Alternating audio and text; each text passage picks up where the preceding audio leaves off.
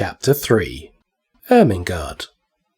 On that first morning, when Sarah sat at Miss Minchin's side, aware that the whole schoolroom was devoting itself to observing her, she had noticed very soon one little girl about her own age who looked at her very hard with a pair of light, rather dull blue eyes. She was a fat child who did not look as if she were in the least bit clever, but she had a good-natured pouting mouth.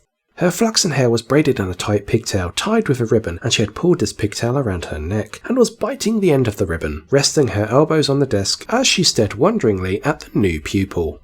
When Monsieur Defarge began to speak to Sarah, she looked a little frightened, and when Sarah stepped forward and, looking at him with innocent appealing eyes, answered him without any warning in French, the fat little girl gave a startled jump and grew quite red in her awed amazement.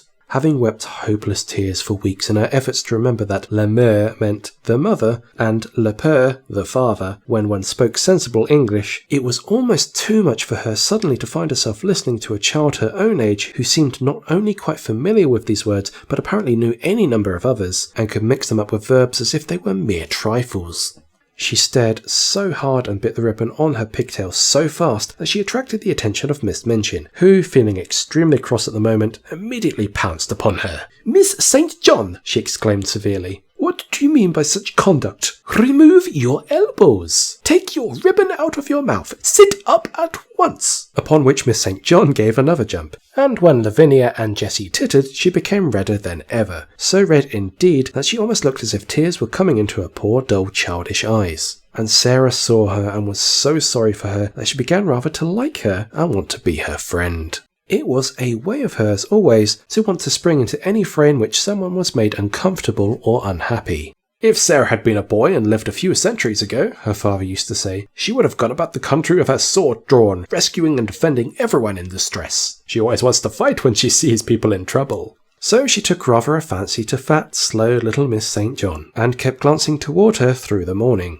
She saw that lessons were no easy matter to her, and that there was no danger of her ever being spoiled by being teased as a show pupil. Her French lesson was a pathetic thing. Her pronunciation made even Monsieur Defarge smile in spite of himself, and Lavinia and Jessie and the more fortunate girls either giggled or looked at her in wondering disdain. But Sarah did not laugh. She tried to look as if she did not hear when Miss St. John called le bon pain le bon pain. She had a fine, hot little temper of her own, and it made her feel rather savage when she heard the titters and saw the poor, stupid, distressed child's face. "It isn't funny, really," she said between her teeth as she bent over a book. "They ought not to laugh."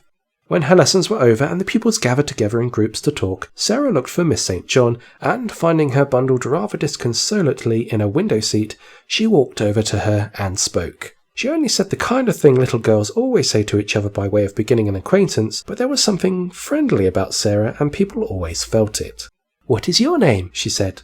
To explain Miss St. John's amazement, one must recall that a new pupil is, for a short time, a somewhat uncertain thing, and of this new pupil the entire school had talked the entire night before until it fell asleep quite exhausted by excitement and contradictory stories. A new pupil with a carriage and a pony and a maid and voyage from India to discuss was not an ordinary acquaintance. "My name's Ermengard St. John," she answered. "Mine is Sarah Crewe," said Sarah. "Yours is very pretty. It sounds like a storybook." "Do you like it?" fluttered Ermengard. I like yours." Miss St. John's chief trouble in life was that she had a clever father. Sometimes it seemed to her a dreadful calamity. If you have a father who knows everything, who speaks 7 or 8 languages, and has thousands of volumes which he has apparently learnt by heart, he frequently expects you to be familiar with the contents of your own lesson books at least. And it is not improbable that he will feel you ought to be able to remember a few incidents of history and to write a French exercise. Ermengard was a severe trial to Mr. St. John. He could not understand how a child of his could be a notably and unmistakably dull creature who never shone in anything. "Good heavens!" he said more than once, as he stared at her. "There are times when I think she is as stupid as her Aunt Eliza." If her Aunt Eliza had been slow to learn and quick to forget a thing entirely when she had learnt it, Ermengard was strikingly like her. She was the monumental dunce of the school, and it could not be denied. "She must be made to learn," her father said to Miss Minchin. Consequently, Ermengard spent the greater part of her life in disgrace or in tears. She learned things and forgot them, or if she remembered them, she did not understand them. So it was natural that, having made Sarah's acquaintance, she should sit and stare at her with profound admiration. You can speak French, can't you? She said respectfully. Sarah got onto the window seat, which was a big, deep one, and, tucking up her feet, sat with her hands clasped around her knees. I can speak it because I have heard it all my life, she answered. You could speak it if you had always heard it. Oh no, I couldn't, said Ermengard. I never could speak it. Why? Inquired Sarah curiously. Ermengard shook her head so that her pigtail wobbled. You heard me just now, she said. I'm always like that. I can't say the words. They're so queer.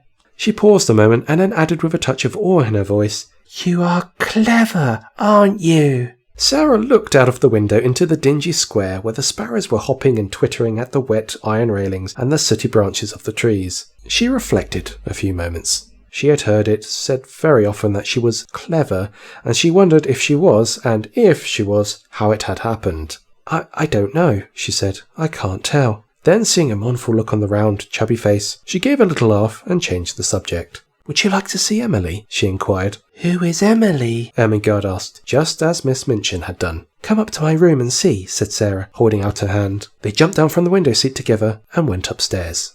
Is it true? Ermengard whispered as they went through the hall. Is it true that you have a playroom all to yourself? Yes, Sarah answered. Papa asked Miss Minchin to let me have one. It was because when I play, I make up stories and I tell them to myself and I don't like people to hear me. It spoils it if I think people listen. They had reached the passage leading to Sarah's room by this time, and Ermengard stopped short, staring and quite losing her breath. You make up stories? She gasped. Can you do that as well as speak French? Can you? Sarah looked at her in simple surprise. Why, anyone can make up things, she said. Have you never tried? She put her hand warningly on Ermengard's. Let us go very quietly to the door, she whispered, and then I will open it quite suddenly. Perhaps we may catch her. She was half laughing, but there was a touch of mysterious hope in her eyes which fascinated Ermengard, though she had not the remotest idea what it meant, or whom it was she wanted to catch, or why she wanted to catch her. Whoever she meant, Ermengard was sure it was something delightfully exciting. So, quite thrilled with expectation, she followed her on tiptoe along the passage. They made not the least noise until they reached the door. Then Sarah suddenly turned her handle and threw it wide open. It opened, revealing the room quite neat and quiet. A fire gently burning in the grate, and a wonderful doll sitting in a chair by it, apparently reading a book. Oh, she got back to her seat before we could see her, Sarah explained. Of course, they always do. They are as quick as lightning. Ermengard looked from her to the doll and back again. Can she walk? She asked breathlessly. Yes, answered Sarah. At least, I believe she can. At least, I pretend I believe she can, and that makes it seem as if it were true. Have you never pretended things? No, said Ermengard. Never. Tell me about it. She was so bewitched by this odd new companion that she actually stared at Sarah instead of Emily, notwithstanding that Emily was the most attractive doll person she had ever seen. Let us sit down, said Sarah, and I will teach you. It's so easy that when you begin, you can't stop. You just go on and on doing it always, and it's beautiful. Emily, you must listen. This is Ermengard St. John, Emily. Ermengard, this is Emily. Would you like to hold her?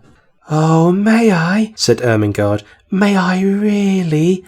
She is beautiful. And Emily was put into her arms. Never in her dull, short life had Miss St. John dreamed of such an hour as the one she spent with the queer new pupil before they heard the lunch bell ring and were obliged to go downstairs. Sarah sat upon the hearthrug and told her strange things. She sat rather huddled up, and her green eyes shone and her cheeks flushed. She told stories of the voyage and stories of India, but what fascinated Ermengard the most was her fancy about the dolls who walked and talked, and who could do anything they chose when the human beings were out of the room, but who must keep their powers a secret, and so flew back to their places like lightning when people returned to the room. We couldn't do it, said Sarah seriously. You see, it's a kind of magic. Once, when she was relating the story of the search for Emily, Ermengard saw her face suddenly change. A cloud seemed to pass over it and put out the light in her shining eyes. She drew her breath in so sharply that it made a funny, sad little sound, and that she shut her lips and held them tightly closed, as if she was determined either to do or not to do something.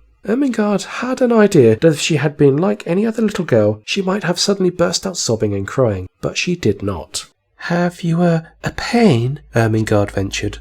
Yes, Sarah answered after a moment's silence, but it is not in my body. Then she added something in a low voice which she tried to keep quite steady, and it was this. Do you love your father more than anything else in the whole world? Ermengard's mouth fell open a little. She knew that it would be far from behaving like a respectable child at a select seminary to say that it had never occurred to you that you could love your father, that you would do anything desperate to avoid being left alone in his society for 10 minutes. She was indeed greatly embarrassed. I scarcely ever see him, she stammered. He is always in the library, reading things. I love mine more than all the world 10 times over, Sarah said. That is what my pain is. He has gone away. She put her head quietly down on her little huddled up knees and sat very still for a few minutes. She's going to cry out loud, thought Ermengard fearfully, but she did not. Her short black locks tumbled about her ears and she sat still. Then she spoke without lifting her head. I promised him I would bear it, she said, and I will. You have to bear things. Think what soldiers bear. Papa is a soldier. If there was a war, he would have to bear marching and thirstiness and perhaps deep wounds. And he would never say a word, not one word.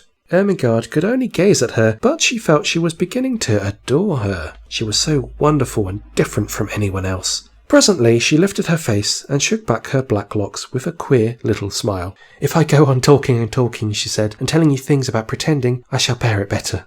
You don't forget, but you bear it better.